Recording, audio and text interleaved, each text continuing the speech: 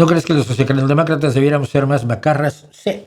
No solo eso, lo he dicho 1,000,000 de veces. Y hace un día o dos dije que los socialistas tenemos que ser más combativos. No por otra cosa, sino porque